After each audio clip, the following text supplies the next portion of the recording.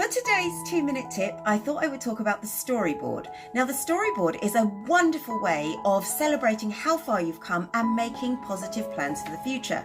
You can see my storyboard in the background, and this was a wonderful display that was part of a piece that I did for Welcome Break. It was for International Women's Day, and they had a beautiful display of all the different women in their teams and the speakers as well.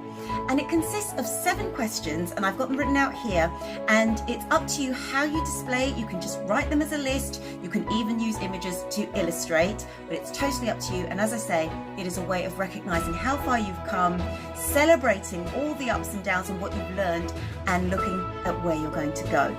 So the first question to ask yourself is, where did you start? Now, some of us may have started from very privileged beginnings.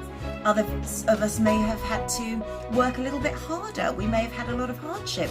But think about where you started, and then secondly, where you've got to. So look at where you are right now, because that will have taken growth. It would have taken learning. It would have taken perseverance and motivation.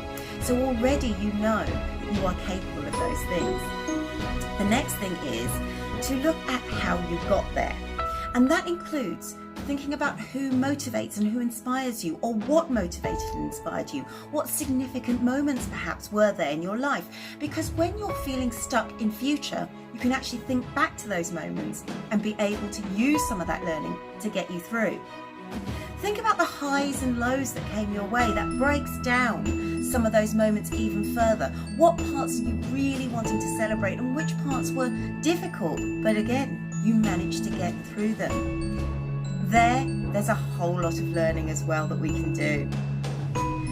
Then think about key lessons that you've learned. Not rules, not things which necessarily shut out everything else. So don't come up with things like, I'll never trust anyone again. But what areas have you learned? What have you learned about the process of perhaps trusting people? Rather than not trusting, what's the criteria that you would use for next time?